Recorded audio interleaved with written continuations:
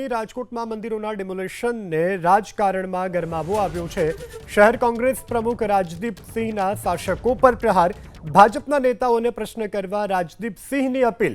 જનતા, ધારાસભ્યો અને કોર્પોરેટરો ફોન કરે।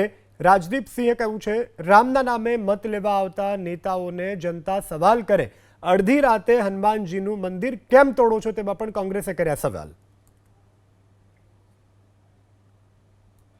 તંત્રએ ક્યાંય લોકોને વિશ્વાસમાં લીધા કે મંદિર ઉપર ડિમોલેશન કરતા, કોઈ સાધુ સંતોને વિશ્વાસમાં લીધા?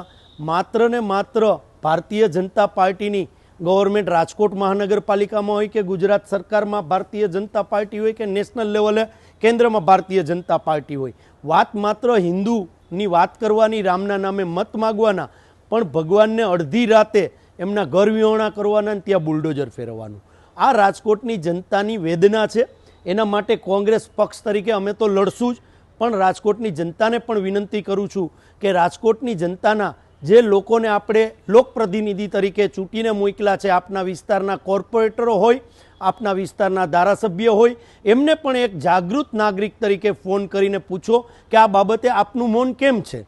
માત્ર આપ મત માગવા આવો છો ત્યારે હિન્દુ વાળી વાત કરો છો, રામની વાત કરો છો, તો અત્યારે અડધી રાતે આપણા રામ ભગવાનના જે સેવક કહી શકાય હનુમાન દાદા, એને ઘર વિહોણા કરવાના, એના ઉપર બુલડોઝર ફેરવવાની વાત કરતા હોય ત્યારે આપનું મૌન કેટલા અંશે યોગ્ય છે? આ એક પ્રજાએ પ્રશ્ન પણ પ્રતિનિધિઓને, લોકપ્રતિનિધિઓને પૂછવો જોઈએ, આવી મારી વિનંતી છે।